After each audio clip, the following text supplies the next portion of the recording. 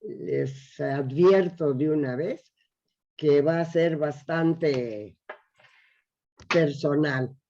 Tuve varias vivencias esta semana que me hicieron reflexionar, que me emocionaron muchísimo y bueno, quiero compartirlos con ustedes. Quiero decirles que esta semana se graduó, ahora sí que mi nieta más joven, se graduó de la preparatoria, Ronit, y se graduó del Colegio Israelita de México, un colegio que este domingo, en cierta forma, deja de existir para convertirse en un colegio nuevo. Sé de gente que esto pues lo hace recordar muchísimas cosas. Para mí fue mi Colegio Israelita de México, en el que estuve desde segundo de primaria hasta tercero de secundaria. Entonces no había prepa en la Yiddish, como le decíamos. Se abrió la prepa un año después, pero pues yo no iba a repetir primero de prepa.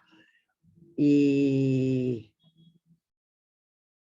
me volví a incorporar como madre, después como lerke, maestra de Yiddish. Y ahora sí que este domingo sentí que era mi despedida definitiva del Colegio Israelita de México. Yo sé que son procesos naturales. Tuve oportunidad de hablar con alguien del Colegio Sefaradí, al que también le afecta el que el Sefaradí y la Yiddish se junten, pero desde el momento en que la Yiddish, en los tiempos de la directora Raquel Kleinberg, dejó de dar Yiddish, en ese momento ya era exactamente igual a los demás colegios y se podía de todos hacer uno. Entonces ya el Sefaradí y la Yiddish se unen y se crea, si no me equivoco, no me tomen como que esto es la noticia, creo que se va a llamar desde el próximo curso, vaya. Agosto, ¿Verdad? Creo que sí. desde agosto. Próximo ciclo escolar. O la MIT. No estoy segura. Es lo que escuché. Si alguien del público sabe, creo que se va a llamar Olamit, que creo que quiere decir mi mundo, pero no sé si alguien sepa al respecto más que yo, pero desde luego el colegio, lo que yo conocí como el Colegio Israelita de México, desaparece. Lo que otros conocieron como el Colegio Sefaradí desaparece y se crea un nuevo colegio. Bueno, se juntan los dos para continuar lo que es la educación, pues las costumbres, las tradiciones, la historia judía. Cómo lo vayan a hacer, cuáles sean sus programas, no sé. Pero empieza una nueva época para nosotros que vivimos el pasado, que vimos cómo surgió el nuevo colegio israelita, después lo vimos que desapareció, en fin, que hemos visto tantos cambios y tantas cosas en la comunidad, pues es parte de la historia de la comunidad judía en México. No sé si alguien quisiera agregar algo. Yo sé que yo me fui por el lado sentimental. Para mí es una época que se acabó, una época de mi vida que se terminó, y bueno, yo ya voy de salida, y me tocaron ver muchos cambios. Bueno, esperemos que todos sean para bien, y bueno, lo que cambió, cambió. Si no hubiera habido cambios en el mundo, a lo mejor no tendríamos ni luz eléctrica, ¿verdad? Gracias a los cambios, el mundo ha progresado lo que ha progresado. Y nosotros tenemos que saber adaptarnos a las nuevas circunstancias. No sé si alguien quisiera darme ¿Cuántos, una palmadita, o a ver, dime. ¿Cuántos años estuviste desde segundo de primaria, terminas la secundaria y luego cómo regresas? ¿Como mamá primero, como docente? Primero como mamá y luego regresé como maestra, perdón, como Lererke. Como líder. Es muy importante decirlo como Lererke, porque lo daba yo todo en yiddish. Y mis alumnos me hablaban en yiddish y sabían que si no me hablan en yiddish, ¿verdad? No les contesto. Sabían que es español y me conocían como la mamá pero sabían que como alumnos tenían que hablarme en yiddish. Entonces, pues fue una época muy importante de mi vida. Y digo, el domingo verdaderamente sentí que llegué a un punto final. Vaya, se acabó una época de mi vida y bueno, hay que seguir adelante, eso es todo. ¡Wow! ¿De dónde salieron ahorita estas fotos? Pues las teníamos ahí guardadas para compartirlas también con todos. Ah, mira. ¿Son fotos de qué? ¿De la graduación? De la graduación, ¿verdad? Sí. Sí. Ahí estás con tu nieta. Ajá. Y con tu familia. familia. Ponerme lentes, ¿verdad? Los traigo colgado y no me los pongo. Pues sí, estuvo muy, muy emotivo. Y para mí, yo sé que para todos fue emotivo, porque fue la graduación de Ronit. Pero para mí fue doble, triple, porque es llegar a un punto muy especial en mi vida. Me estoy despidiendo definitivamente de mi escuela. Die Yidische Schule in Mexico. No sé qué quieren que les diga. Lo único que hubo en Yiddish fue que al final los alumnos cantaron el himno de la escuela en Yiddish, el coro de la escuela, porque tuve que reconocer que yo, igual que todas las demás lererkes, tuvimos que ver en el fin del Yiddish y del Colegio Israelita de México como lo conocíamos. Se acabó. Esperemos que el nuevo tipo de colegio que sigue adelante saque tan buenos elementos, saque personalidades. Miren, sé que me estoy yendo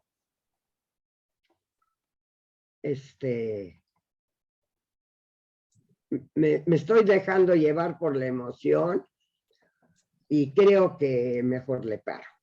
Nada más, Maya, ¿cuántos años diste clases como lerer? ¿Cuántos años estuviste como lerer ahí? Wow. Primero estuve, lo cual fueron 12 años. Estuve 12 años en el colegio Yavne. Estaba allí en Escandón y es toda una historia que tendría yo, como fui a dar yo, hija de bundistas, libre pensadora, a dar clases de historia y literatura yiddish en un colegio religioso, que era la Yavne. Y me acuerdo que ahora sí que se lo debo a un maestro que en paz descanse, el profesor Rothenberg, que dijo que él respondía por mí y que mi comportamiento iba a ser todo lo correcto que tenía que ser. Él respondía por mí y gracias a eso pude dar clases en la Yavne. Y después ya me llamaron de la Yiddish y 12 años estuve en la Yavne y pues yo creo que hasta que Raquel Kleinberg fue directora de la Yiddish, no sé cuántos años pasaron, fue Raquel Kleinberg, la directora en ese momento, la que me despidió porque ya se planeaba dejar de dar clases en Yiddish. Y la única manera de poder lograrlo sin escándalos era que Maya se jubilara, que Maya se fuera, porque la insoportable de Maya no hubiera permitido que quiten el Yiddish. Entonces, primero se deshicieron de mí. Raquel me dijo que es hora de que me retire. Y ni modo, pues me retiré. Y desde entonces estoy en Bellaja. Fue bien curioso porque aquí viene otro cuento de mi vida privada.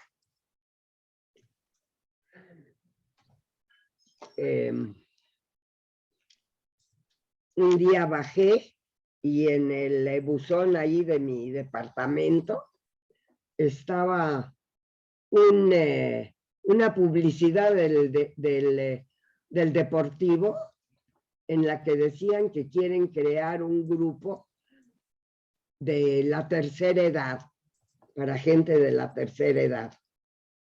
Entonces me fui inmediatamente al Deportivo y allí me encontré con Erika Mojoros, que estaba haciendo precisamente, es psiquiatra, ¿no?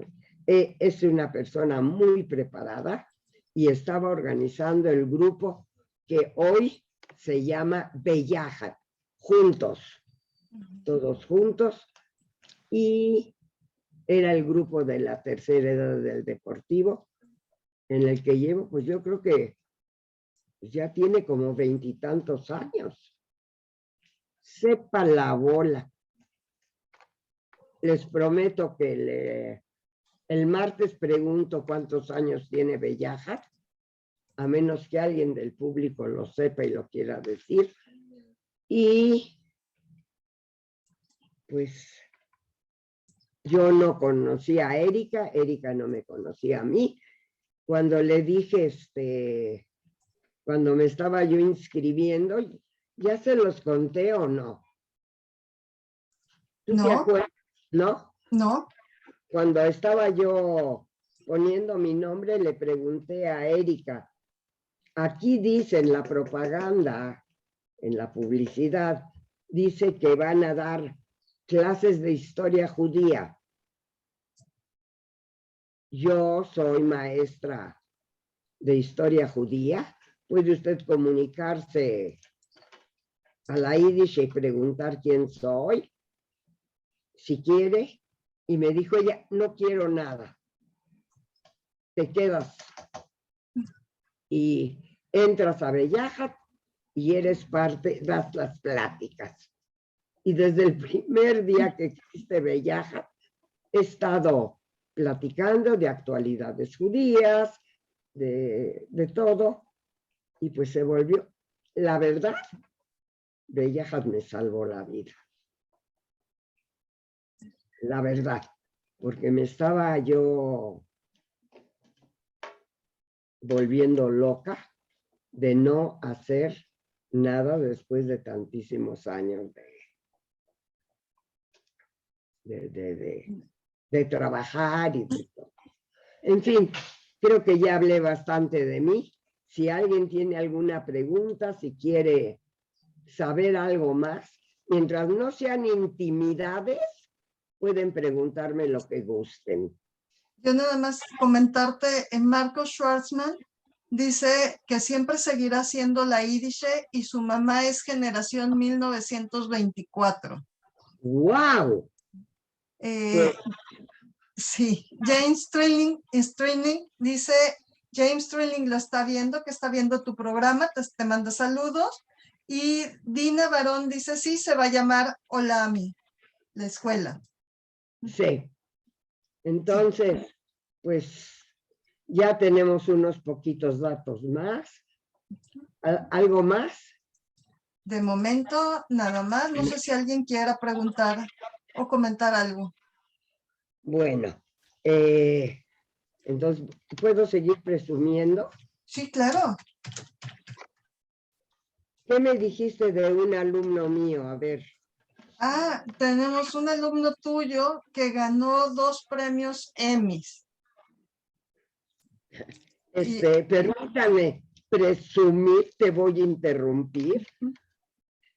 No creo que me lo deba a mí, ni mucho menos, pero para mí es un orgullo que alguien que fue mi alumno, Zehi.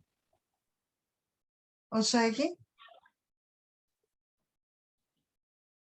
Haya sacado este premio. Ya sé, es apenas una gotita, ¿no? La que yo puse, pero me da mucho orgullo y lo felicito por el premio que sacó.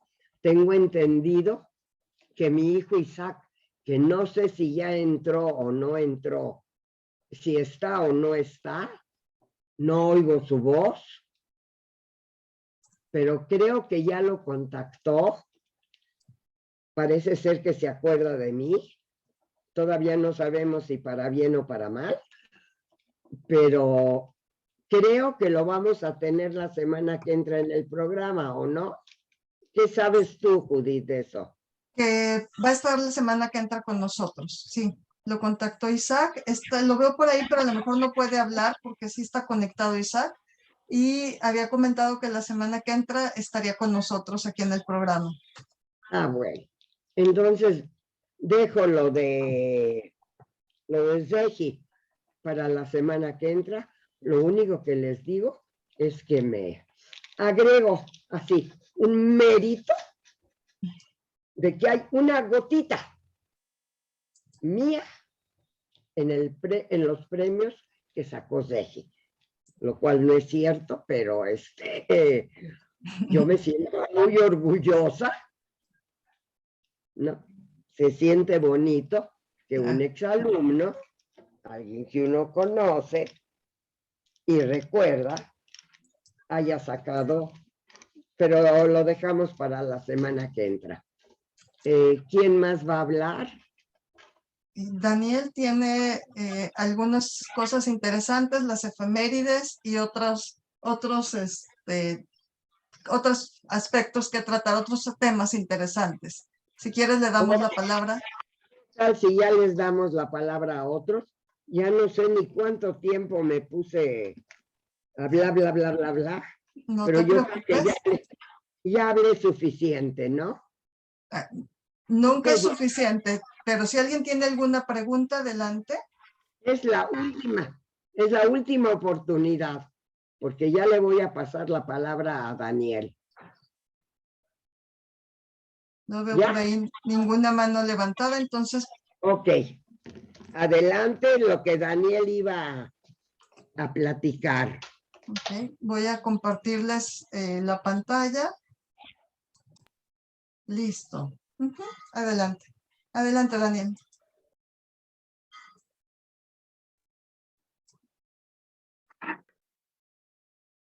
Primero voy a hacer un comentario a todos tus comentarios. El desarrollo de la nueva escuela, desde mi perspectiva, no es una evolución, es una involución. Es la prueba de que en las matemáticas 1 más 1 no siempre suman 2. Se les brindó en charola de plata a quienes formaron esta nueva escuela, que ojalá tengan mucho éxito y ojalá tengan alumnos y ojalá sus alumnos tengan algún tipo de orgullo y de conocimiento de cultura judía, y se les brindó la posibilidad de tener un colegio verdaderamente judío, 50% de tradición sefaradí, 50% de tradición ashkenazí, donde podían haber tenido judaísmo e yiddish, donde podían haber hablado de Maimónides y de Sholem Aleichem, donde podían haber tenido de todo un poco. Y con absoluta sabiduría, el nuevo colegio escogió no tener absolutamente nada. Llamarlo Olamí, que es su mundo, y ojalá que sean muy felices en su mundo al poner el último clavo a la educación secular judía en México. Porque a partir de aquí ya las únicas opciones que quedan son o religiosas o educación secular no judía, que es lo que otras comunidades ya habían usado desde hace mucho al mandar a sus hijos al Columbia, al Hamilton, al americano, al francés y a tantos otros colegios. Entonces, con eso, y a pesar de que algunos se molesten, estoy seguro que va a ser un muy buen colegio para algo, pero definitivamente no para educación judía y ciertamente no para educación sefaradí o educación ashkenazí. Yo no sé qué judaísmo van a tener estos niños, pero supongo que los que están haciendo la escuela sí lo saben y lo deben de tener muy definido. A lo mejor van a ser israelíes, que lo dudo porque no se van a ir a vivir allá. A lo mejor van a ser sionistas, que quiere decir que, bueno, no sé qué quiera decir eso, pero definitivamente no van a ser ni hablar, ni conocer, ni la tradición sefaradí, ni la tradición ashkenazí. En fin, con la desaparición de la Yiddish, finalmente desaparece el último colegio de la Yiddish y del sefaradí, desaparecen los últimos 2 colegios seculares judíos, realmente judíos de México. Ahora va a haber colegios para niños judíos, pero eso es totalmente diferente. La cultura no se transmite respirando y no se transmite en la sangre y no se transmite en la tecnología. La cultura se transmite con conocimiento, con lectura, con vivencias, y desgraciadamente las nuevas generaciones en México la van a tener que buscar en el lado religioso, el cual está bien, nada más que es parcial y no es inclusivo de todo. En fin, buena suerte, y ese es el comentario de esa escuela. Por otro lado, hoy, esta semana, recordamos el fallecimiento de cuatro judíos, bueno, muchos, pero nosotros recordamos el de 4, cada uno sumamente destacado en su en su área. No sé por qué tengo esta pantalla frente a mí, pero bueno. Come on. Él no ha fallecido. ¿Por qué lo tengo ahí? Ah, porque era el primer tema. Bueno, sí, pero Estaba antes el de primer tema eran 4 fallecidos y ahora de pronto me aparece uno que espero que no Ya. sea fallecido. Ya lo tenemos aquí. Ya tenemos al Bueno, primero. entonces ya no tenemos a esos fallecidos, tenemos a los otros. Vamos a los otros. Bernard Baruch, un político, un importante asesor de 4 presidentes norteamericanos.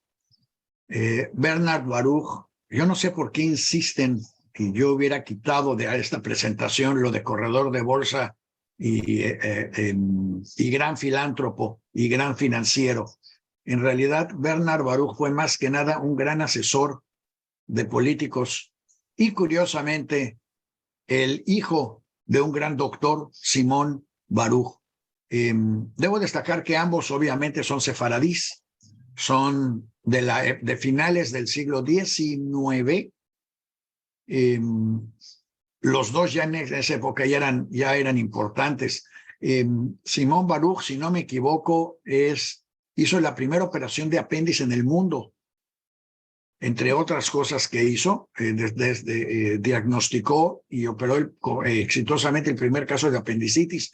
Pero Simón Baruch también fue el promotor de la instalación de baños públicos que no existían en los Estados Unidos. Bueno, creo que en ninguna parte del mundo en aquel entonces. Y él insistió y logró que en varios estados de la Unión Americana se establecieran baños públicos, lo cual seguramente salvó un montón de vidas cuando empezó todas las siguientes epidemias de cólera y de todo. Estos baños públicos sirvieron para detenerlos. Bernard Baruch es famoso porque donó un montón de edificios. Él hizo su dinero apostando en la bolsa a que iba a haber una depresión económica en los años 20.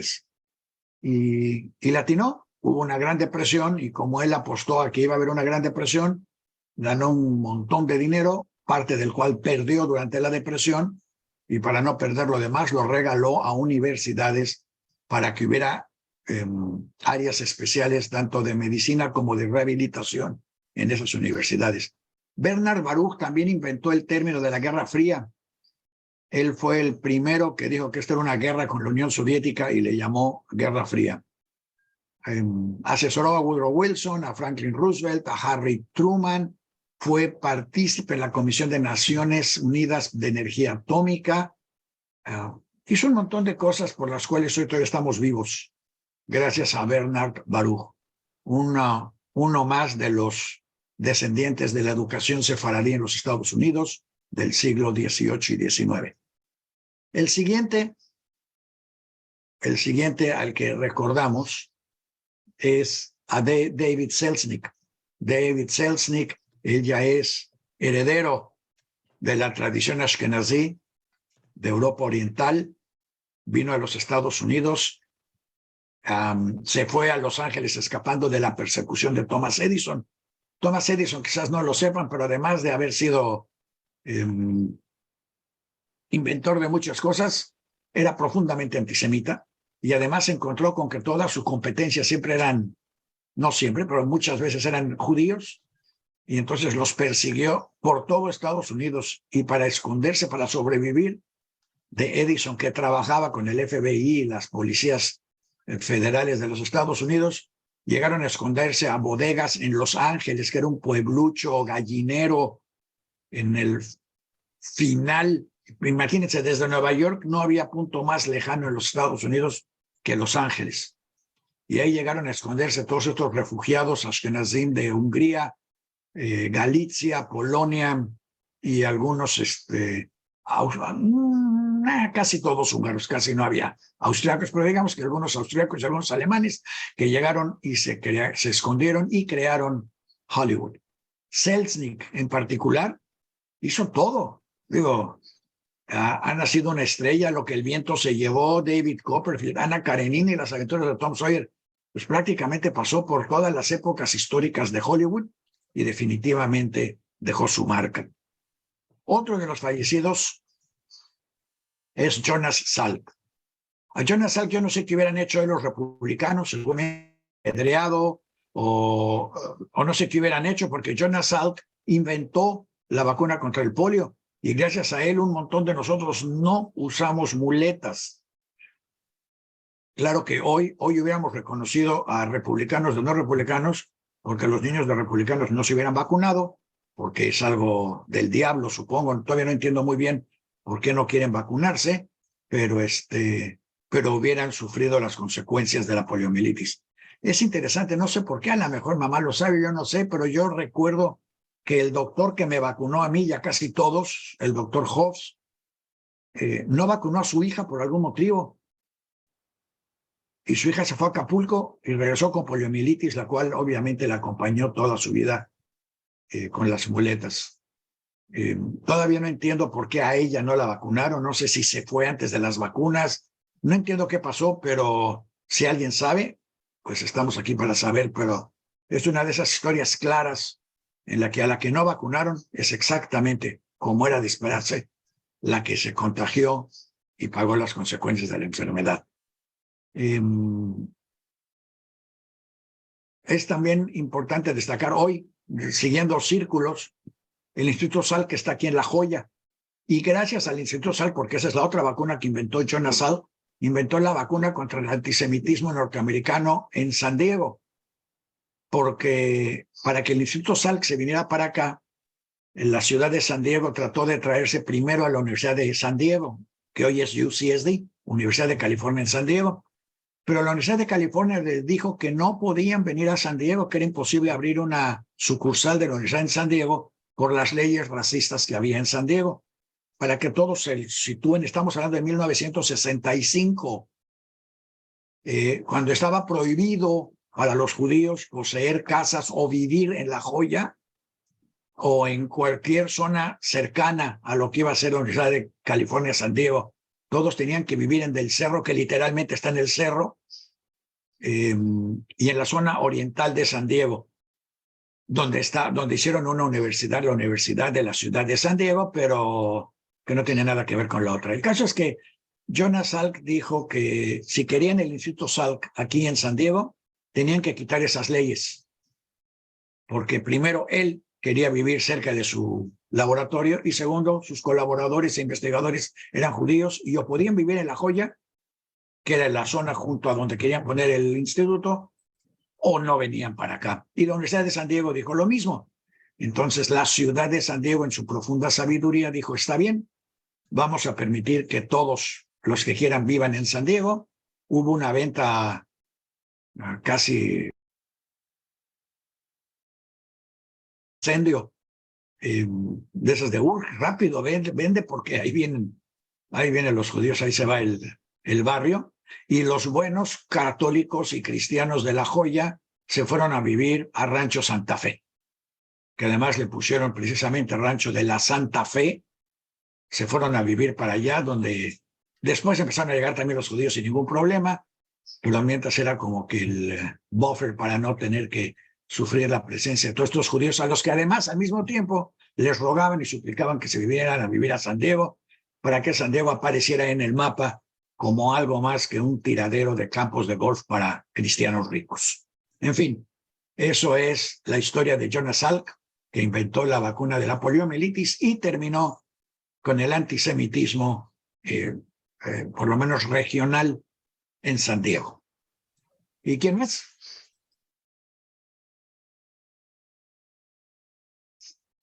Y el último, pero quizás el más importante, es Walter Rothenau. Y es el más importante, quizás muchos de ustedes nunca hayan oído hablar de él, es lo más probable, porque Walter Rothenau, además de ser ingeniero, filósofo, químico, todo lo que era en aquellos entonces la gente que iba a la escuela, fue el ministro de Relaciones Exteriores de Alemania. Y como ministro de Relaciones Exteriores de Alemania, en realidad fue el primer judío, el de israelí de Alemania. También lo podríamos llamar el Dreyfus de Alemania. Él era el centro de la unidad alemana antinazi, antifascista. más que antinazi, antifascista, porque el partido nazi en aquel entonces todavía no estaba ahí. Pero al ser asesinado Walter Rothenau, las posibilidades de crecimiento o de unificación de la izquierda y el centro alemanes desaparecieron y el surgimiento del nazismo ya fue prácticamente inevitable. Que por cierto, eso también nos lleva, pero nada más como un pequeño paréntesis, a un tema que vamos a tratar más adelante en otro programa de Polémica y Café, no acá, pero en Polémica y Café vamos a hablar sobre lo que está sucediendo hoy en los Estados Unidos y las consecuencias que va a tener, y sobre el problema de los jesuitas en Chihuahua y por qué el asesinato de 2 jesuitas debería de ser más importante que el asesinato de 500,000 de no jesuitas, y por qué la reacción de la iglesia debería de ser contundente y absoluta. Y se llama Polémica y Café porque un grupo dice que no tiene que ser para detener los asesinatos y la criminalidad en México, y otros decimos que sí tiene mucho que pudiera hacer la iglesia. Y el tema va a hablar un poco de eso y un poco del papel de la iglesia en Alemania antes de la Segunda Guerra, cuando la iglesia junto con Walter Rothenau y todas las fuerzas de centro y centroizquierda estaban unidas para detener el crecimiento del fascismo y la derecha en Alemania, que obviamente fue el Papa nazi el que, al cambiar las políticas de la iglesia, generó el crecimiento ya absoluto del nazismo y que ya nadie pudo detener más que hasta el final, que tampoco lo han detenido porque ahí sigue. En fin, esas son las fechas que recordamos esta semana, de gente que recordamos como gente destacada que falleció en esta semana.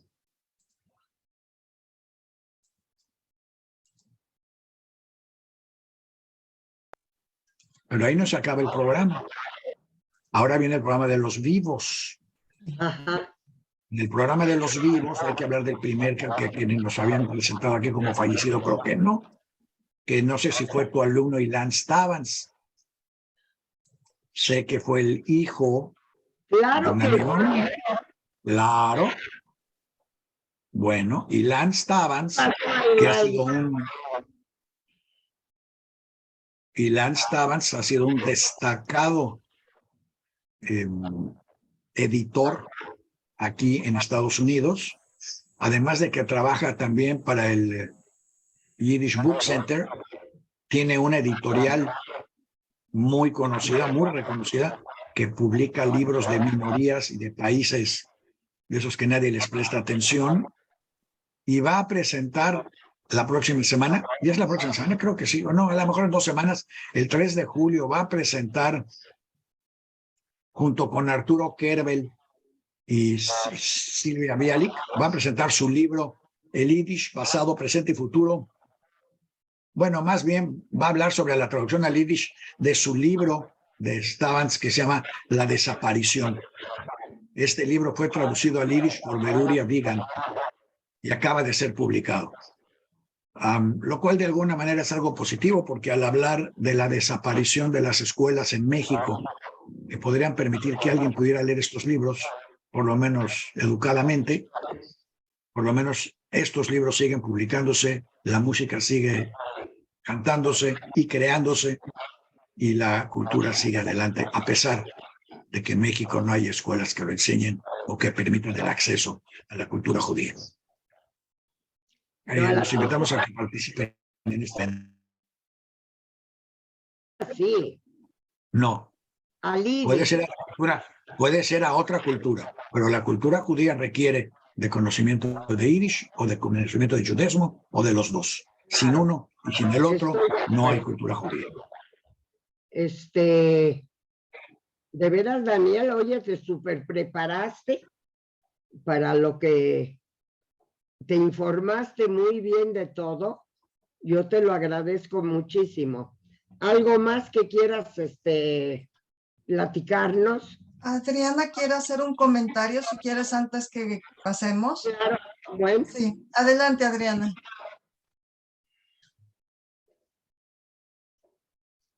está conectando su micrófono, creo que.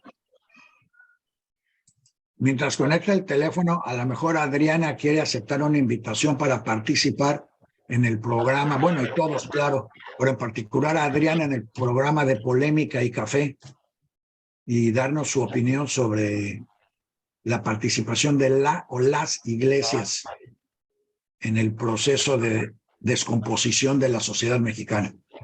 ¿Quién va a ser el ponente en lo de eso? No va a haber ponente, el provocador voy a ser yo.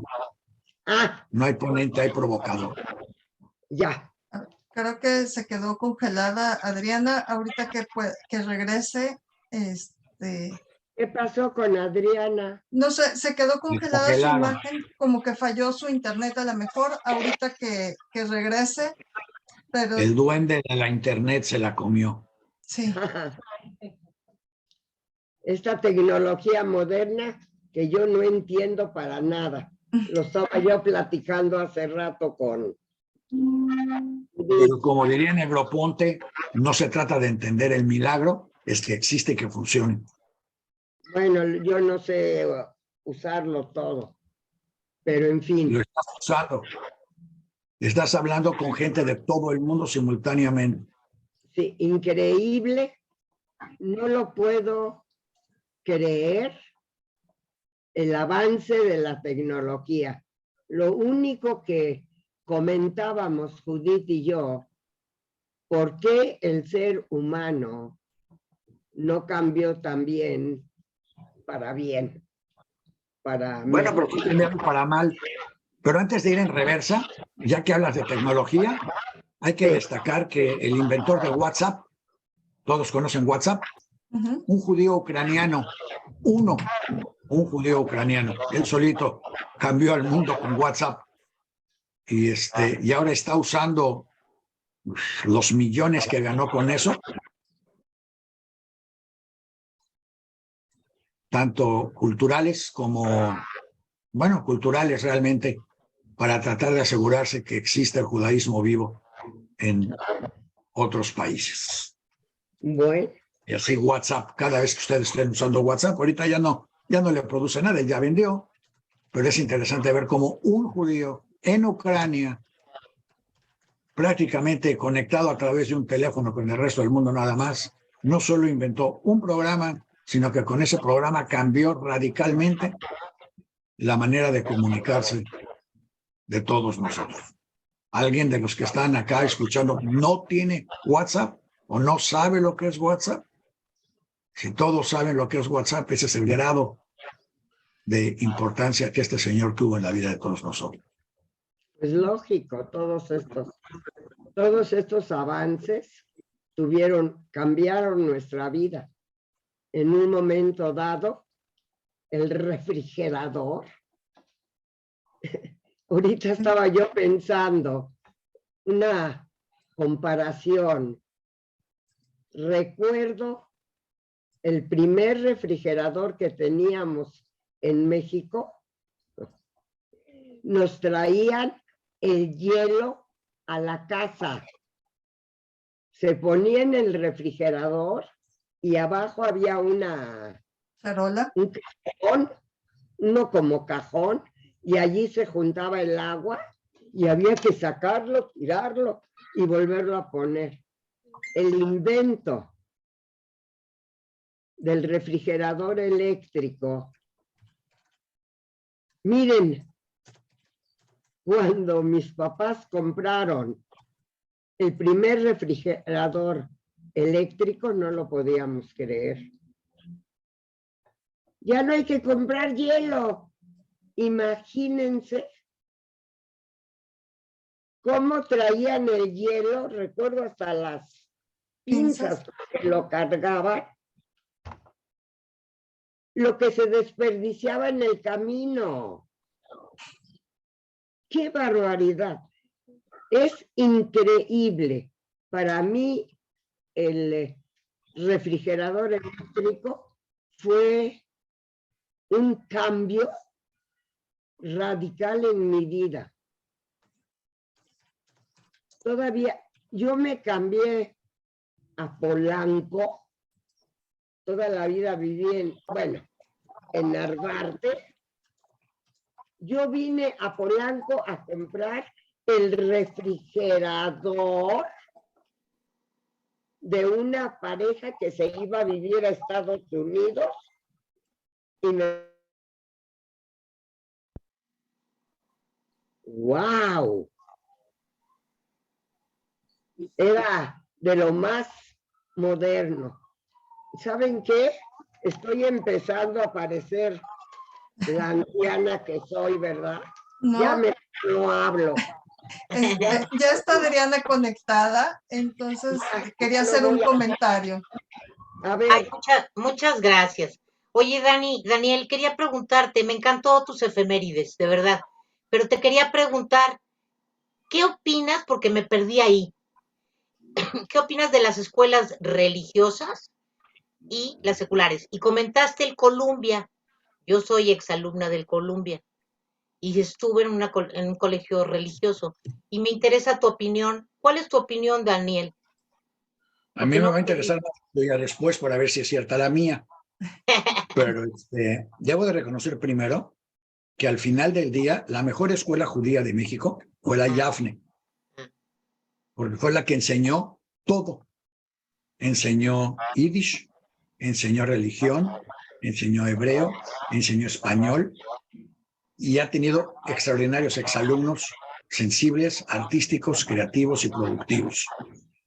Resultó ser mejor y menos pedante que otras escuelas, alumnos más accesibles y mucho mejor preparados en todas las áreas. Yo no tengo nada en contra de las escuelas religiosas, excepto que sean religiosas. Fuera de eso, no tengo nada en contra de ellos. Hoy en Estados Unidos ganó la religión y a mí me cuesta mucho trabajo entenderlo. A partir de hoy en Estados Unidos está prohibido abortar en cualquier parte de los Estados Unidos, en teoría. Pero no está prohibido cargar una ametralladora en público y usarla. Eso no está prohibido. O sea, todos tienen el derecho, la obligación de tener tantos hijos ahí, como dicen, como Dios les mande, para que otros los puedan matar o ellos puedan llegar a matar a otros. Porque además todos estos hijos que se tienen religiosamente porque Dios se los mandó, o terminan estando mal educados, mal alimentados, mal queridos, mal habidos y siempre malas compañías. Bueno, no siempre, pero muchas veces. Esas madres de equipos de béisbol y de equipos de fútbol a mí me revuelven el estómago, porque siento que son inconscientes con el planeta, con la humanidad y con todo lo demás. Cuando antes se tenían 10 hijos, de los cuales iban a morir 5 antes de los 8 años, bueno, pues tenías los otros 5 para que sobrevivieran 3, para que 2 se casaran, que era casi una forma de sobrevivencia. Cuando tienes 10 hijos para ponerlos a vender chicles en la calle, también lo entiendo. Que no pierdan el tiempo, que no nos hagan perder nada y que vendan chicles al resto de su vida. Bueno, pues eso es lo que está bien. Enseñar lecturas que no son cuestionables, a mí me parece totalmente antihumano. Okay. Y una escuela religiosa, por definición, es anticuestionable. Esto se cree por fe y lo tienes que creer. Entonces, si lo tienes que creer y al cura lo tienes que respetar, o a quien sea, al líder religioso, porque es el líder religioso. Lo tienes que respetar. No importa que no se dé a respetar. No importa que abuse de los niños o de las niñas. Es el líder religioso. Y ese principio de autoridad, de no cuestionamiento, de así es porque así tiene que ser y así lo manda Dios, es lo que permite que haya países, bueno, no voy a decir cuáles, sí, pero pues todos sabemos a cuál me refiero, como ese y como muchos más, y que toda América Latina esté buscando salvadores y mesías que los vengan a salvar y que le digan a la gente qué pensar, qué creer, o que les resuelvan sus problemas, porque ellos están aquí para lo que Dios mande. Y a lo mejor lo que Dios mandó fue pónganse las pilas y hagan algo. Estudien, trabajen, aprendan. No 100%. Repitan los errores de sus madres. Donde me perdí es que comparaste colegios seculares, según yo, el americano, el Columbia, con la Yavne. Entonces yo ya ahí me perdí. O sea, la Yavne es religiosa. La Yavne, que en aquel entonces era la escuela súper religiosa, según nosotros. Eso entendí. Ajá. Hoy es prácticamente una escuela secular. Y no te late. Porque una hiperreligiosa es una yeshiva donde solo se estudia temática judía, Ajá, que es tan grave como como la católica. ajá. No por ser judía y por ser católica, sino porque los niños solo aprenden una sola cosa toda su vida, que a lo mejor es muy buena. Yo no dudo que haya muchos religiosos muy felices y muy contentos, 100% pero de acuerdo. definitivamente creo que no andaríamos en la luna ni en ningún otro lado si estuviéramos en manos solo de una educación religiosa. Creo que el renacimiento, la ciencia y todo lo demás se ha dado cada vez que logramos quitar a los religiosos del control de la religión. Que enseñen, está bien. Lleven a sus hijos en la tarde, métanles en el cerebro lo que quieran, Exacto. cómprenles paletas que no sean de agua purificada, hagan lo que quieran. Pero que ese sea el centro educativo para una mente que quiere aprender es lo más antihumano que a mí que puede haber, según yo. Yo estoy de acuerdo hasta No cierto quiere, punto, sí es cierto que te limita, pero no, pero repito, me perdí cuando hablas del Columbia y del americano, pues, entonces, la Yarne ya va a ser como el Columbia y el americano? ¿Es lo que dijiste? No, No, perdón, es que no, parece, bueno, hay menos droga. ah, bueno, es que yo estoy de acuerdo con clases religiosas, me parece muy lindo, muy bien, y que en una cierta edad puedas poner a un niño a entender el mundo como es, ¿no? Que sería una escuela como el americano, el Columbia, y etcétera. Es mi experiencia y creo que así está bien. Y entonces creo que estamos de acuerdo. Nada más tenía la duda de si estabas a favor o en contra de las religiosas y creo que ya me queda claro. No es que estés en contra, es que se debe de abrir e integrar el niño o lo que sea que está estudiando el estudiante hacia el mundo más actual y real, ¿no? También. Y ¿puedo complementa. decir algo? Sí, Quédate. Lere, que perdón. Sí. Yo quiero agregar algo. Creo que vivimos en una época maravillosa. Miren, el hecho de que yo pueda escoger para mis hijos el tipo de escuela que me gusta, que va de acuerdo a mi modo de ser, es un avance maravilloso. Y yo considero que es una maravilla la libertad que tenemos ahora. Aunque recibí una cierta educación, me abrí al Claro. mundo y escogí el camino que quise. Y creo que eso es la maravilla del mundo actual, que hay oportunidad para todo. Claro, siempre y cuando exista el respeto mutuo y que no tenga yo que oprimir a alguien para lograr lo mío. Debe de haber un respeto, pero qué maravilla que cada quien pueda escoger. Yo escogí para mis hijos este colegio, pero el día cuando crecieron, cuando ya tomaron sus decisiones, hicieron lo que quisieron. Yo les di la base de acuerdo a mis creencias. Si ellos no estaban de acuerdo, se fueron por otro camino. Lo maravilloso es que haya todos los caminos para que cada quien pueda elegir el que más le gusta. Y creo ¿Sí? que eso es lo que se está a punto de perder. Estamos en un proceso retrógrado de retroceso. Las minorías más exóticas, por llamarles de alguna manera,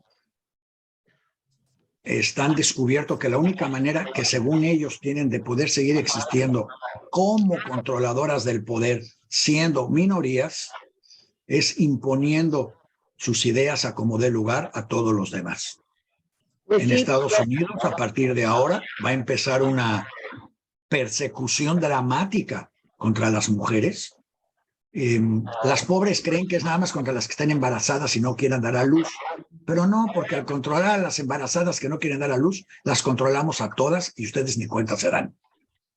En el momento en que un imbécil tiene el poder de decidir lo que una mujer va a hacer, y digo un imbécil porque el imbécil, un tipo uno gordo, feo, bueno, a lo mejor si fuera flaco y bonito se lo dejo, pero gordo y feo y tonto, que las únicas opiniones que ha dado en años en la Suprema Corte han sido en contra de minorías cuando él es una superminoría, y viene y les dice a las mujeres que ya no tienen derecho a escoger nada, y es más, hay $5,000 de premio para que yo pueda acusar a una mujer que quiso abortar, así sea al día siguiente de haber embarazado.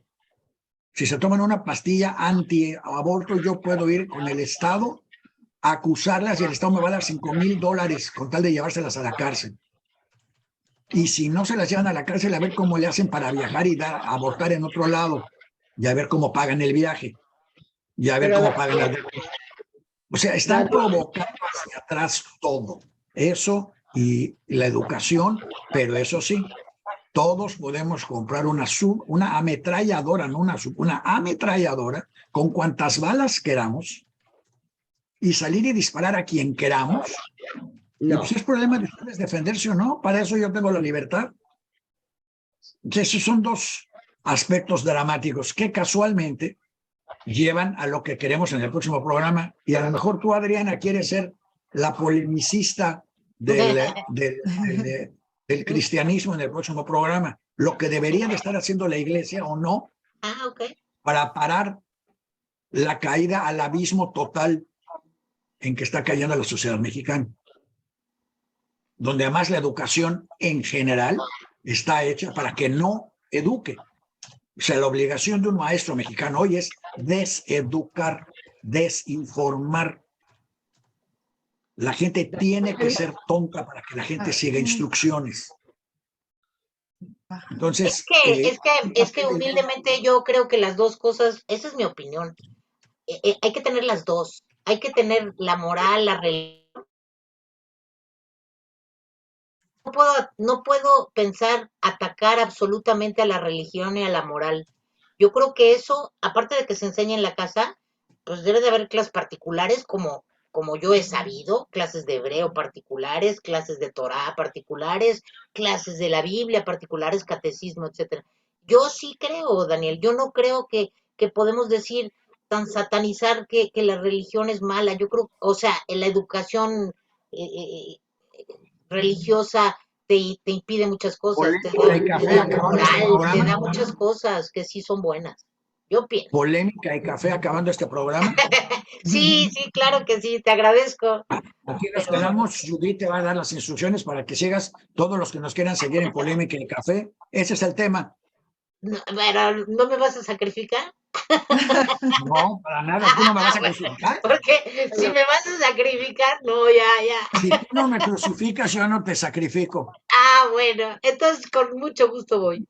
Gracias. Ok. Ok, me parece. Hiciste muy buena propaganda para tu Polémica y Café. Yo creo que ya llegó el momento de despedirnos. Es la 1:01. Si alguien quiere hacer algún comentario antes de irnos, ese es el momento. Yo deseo que en este nuevo proyecto se pueda retomar de alguna manera lo que se está dejando del Yiddish y que tomen atención los nuevos directivos de las escuelas para que sigan impulsando este trabajo tan importante entre la comunidad, y les deseo a todos un Shabbat Shalom. Gracias. Igualmente. Lo único que sí hay que estar muy conscientes es, por lo menos yo así lo siento, empieza una época nueva en nuestra educación. Nuestro colegio cambió evolucionó y se adapta a las nuevas circunstancias. Esperemos que sea para bien, esperemos que empiece una nueva época positiva. Yo creo que yo, en lo personal, ya no tengo nada que ver con nuestra época que empieza ahora. Mi generación acabó y adelante, jóvenes. Sigan manteniendo el tipo de educación judía que quieren. Nosotros ya no podemos hacer nada. Nosotros ya cumplimos. Lo que hicimos bien, lo hicimos bien. Lo que hicimos mal, no lo hagan ustedes, no lo repitan y esperemos que el futuro de la comunidad judía en México sea prometedor y siga adelante. Yo en este momento me despido, les deseo a todos, pues todavía en Yiddish, a guten Shabbat, a gute Woche, y nos vemos la semana que entra, que esperamos armarles un programa interesante. ¿Algún comentario? ¿Les gustó este programa? ¿No les gustó? ¿Si estuvo bien? ¿O ya nos retiramos, como ustedes quieran? Muchas gracias a todos. Los esperamos el próximo viernes en punto de las 12 con la DR Quemaya. Y suscríbanse a nuestro boletín diariojudío.com para recibir todas las noticias. Muchísimas gracias. Y los que se quieren quedar a polémica se quedan acá. Se pueden quedar, si alguien gusta quedarse, se pueden quedar en este momento. Y vamos a seguir con el mismo cuarto. Vamos a seguir con el mismo, sí. Muchas gracias a todos. Entonces, ¿qué? ¿No me salgo?